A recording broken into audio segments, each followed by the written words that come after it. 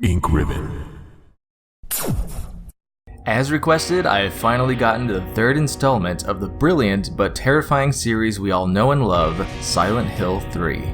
For the most part, Silent Hill 3 is a very cleanly developed game without much going unused, but I did find a lot of things that I didn't know about, so I'm happy to share them with you. Here's my list of the top 10 secrets and Easter eggs in Silent Hill 3. Number 10. Idle animation. Did you know Heather has a hidden idle animation? If you didn't, don't worry, because most people don't. If you leave Heather idle for about 10 minutes, she will crouch down on the floor. 10 minutes seems like a really long time to activate it, but I guess that's how it went unnoticed. Number 9. Solid Snake Cameo. Silent Hill and Metal Gear Solid are both published by Konami, so it's not too surprising to see Snake make an appearance. But the way he's presented is both unsettling and perfect for Silent Hill. When you get to the construction site, Heather can break down a section of wall to reveal a silencer as well as the legs of someone in the wall. On closer inspection, you can see that the person is dressed in fatigues. That, plus the silencer, make it pretty obvious that it's a nod to Snake, and it's been officially confirmed that it is indeed him. Number 8. Silent Hill 2 Leftovers. In Silent Hill 3, you can actually find a lot of reused assets from Silent Hill 2, as well as a few connections. First, we have the various Silent Hill 2 posters around the environments, specifically the mall. Then the most infamous one is the body being attacked at the beginning is actually the reused model of Angela. But did you know that the model of Harry is also a reused model of James? That's why they didn't show his face in the original releases. The voice actress Donna Burke, who voiced Angela, is also the voice of Claudia, and a bonus fact is that she sang the theme songs for Metal Gear Solid Peace Walker and Metal Gear Solid 5. There's also the beloved toilet blockage that James didn't hesitate to reach into, but if you have a save file from Silent Hill 2, Heather will mention how gross it is. You can also examine her mailbox to see her make a comment about no letter from a dead wife. And speaking of James, Douglas mentions that he was on a missing persons case before finding Heather, and there's a lot of evidence to suggest that he was looking for James. Number 7. Douglas in underwear. The Konami code seems to be a thing of the past, but it is still around in this game. Well, it's most of the Konami code. While Heather can unlock an assortment of outfits with some passwords, you can also make Douglas come off a little creepy by highlighting extra new game and entering the Konami code up, up, down, down, left, right, circle X. Well, for PlayStation. Douglas will now be in his boxers for the rest of the game. Number 6. Silent Hill 1 connections. Unlike Silent Hill 2, this game is a direct sequel to the first game, which of course means it has a lot of ties to it. Obviously the characters are connected, but there's a few that flew under the radar. One of which is that Midwich Elementary School and the church are actually physically connected via the large ventilation rooms. I'm sure you remember them if you played the first game. In the game's files is an unused photo of Heather and Harry. And lastly, this game was actually made into a direct sequel to tie up loose ends and was supposed to be the end of the Silent Hill trilogy. But we all know that's not what happened. Shut your stinking mouth, bitch! Number 5. Movie reference.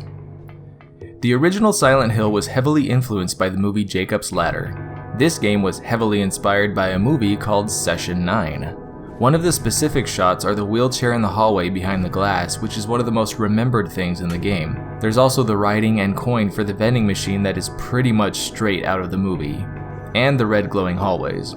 If you like Silent Hill 3, then you should definitely check out Session 9. Oh, and bonus entry for you guys, did you know that Norman Reedus has a cameo? It's really hard to see, but in the bookstore you can see a magazine with a picture from the 2000 movie Gossip, featuring Norman Reedus.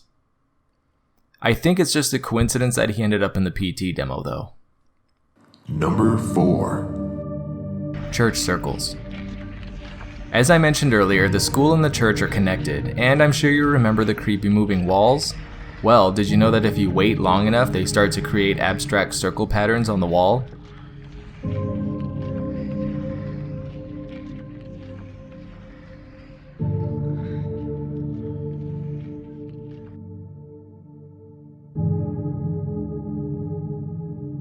Number 3. HD collection changes.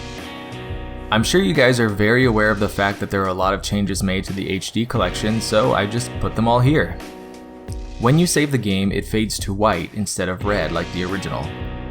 All the music has either been removed or reworked. The short clip of Valtiel was removed from the intro sequence. There are various small script changes to the dialogue, but the subtitles still have the original text. Harry's face is now shown in the cutscene. The original voices from the first game were redubbed. During the fight with Leonard, the water doesn't slow down movement.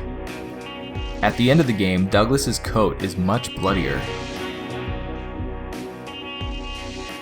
And 14 of Heather's unlockable outfits were removed. Number 2. Japanese voices. In the Hilltop Center, there's a cafe that probably has the weirdest Easter egg in any Silent Hill game, if you can call it that. If you equip the Princess Heart costume, when fighting the giant blob monster thing, it'll speak in a weird Japanese voice, kind of like a robot.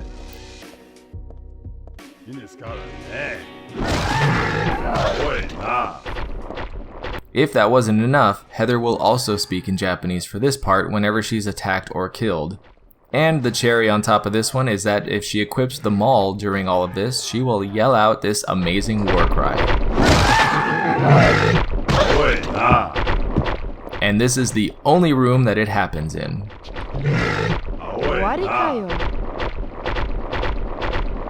Number 1. Trivia.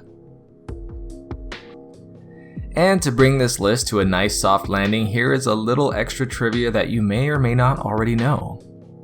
The well-known mascot of the Lakeside Amusement Park is Robbie the Rabbit, but did you know he has friends? The other mascots are Kathy the Kitty, Huey the Horse, and Don the Duck. Oh, and during my research I found that there is an actual Lakeside Amusement Park in Denver, Colorado, so there you go. After beating the game once, you have the opportunity to get a silver or gold pipe. When you get to the sewer underpass where you throw the hairdryer into the water, you can choose to throw your pipe in after killing it, which will bring forth the sewer fairy, who will ask you which pipe you want. What was it that you dropped? Was it this precious gold pipe? Well then, was it this magnificent silver pipe? Perhaps it was only this filthy steel pipe that you dropped.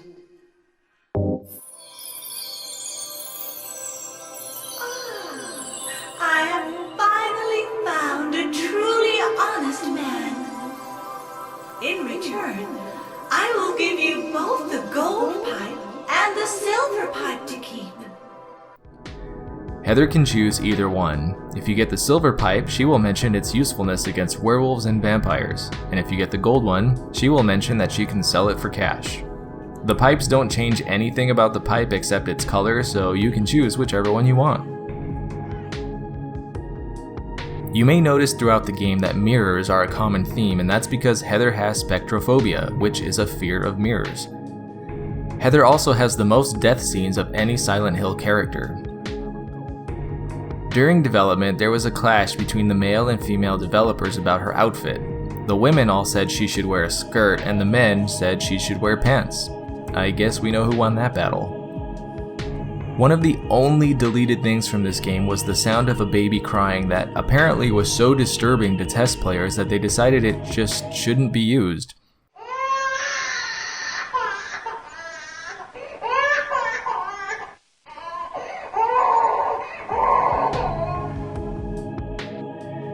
And that's it for this list. Know of any other Silent Hill 3 secrets I missed? Let me know in the comments. If you like this video, then check out my other stuff and don't forget to click that like button because it really helps out my channel. I'm Kai Morgan, and as always, thanks for watching Ink Ribbon. And a very special thank you to my bronze, silver, and gold Patreon supporters. Thanks to you, I can make videos without worrying about demonetization and grow my channel faster.